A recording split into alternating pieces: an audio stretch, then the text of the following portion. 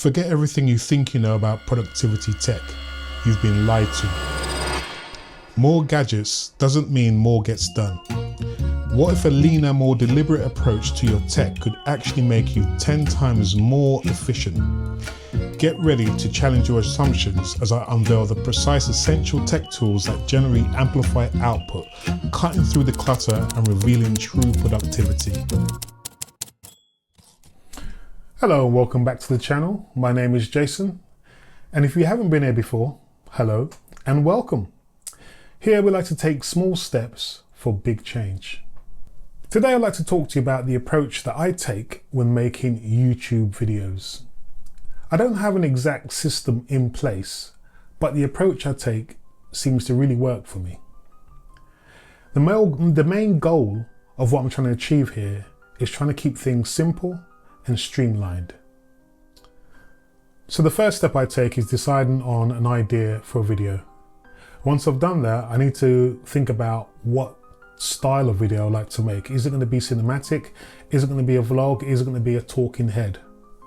Once I've done that, I tend to then try and source music for the video, depending on the style of video I'm going for. Will dictate the vibe of music that I choose, or the emotion I'm trying to bring across through the video. So for me, the music is quite important. It's an important step that I take. The next step I would take is, where am I going to film this video? Is it going to be at home, or is it going to be at some other location somewhere? Is that location going to be related to the video, which is why I'm there? So once I've got that all understood and under wraps, I will then decide what I'm doing. If I'm filming at home, okay, film at home. If I'm going to a location, I'll go to a location to film. The next thing I need to do now is think about the equipment I would like to use. And an important factor for me on this is I need to keep it simple. It needs to be streamlined. So for example, it'll be one, maybe two tripods, a camera, which will be my phone, and a mic system, maybe a light if I'm at home. And I'd make a list of the equipment that I need, because I got burnt once. Once I had to go to, I was going to my local park to make a video. It was for a Q&A. And I was thinking to myself, I was walking to the park, I've got everything. I've even got the questions on my phone that I need to answer, you know, but I was using my phone at the time. I was going to use my phone to film the video. It wasn't until I got halfway there that I realized this, and I had to go all the way back home to get my iPad, which also had the questions on, so I could go back to the park to make the video, film it with my phone, and look at the questions on my iPad to answer the questions. So this is why I tend to make a list of the equipment that's needed for the shoot. The next step that I would take would be writing a script, or writing bullet points of points obviously that I need to cover in the video.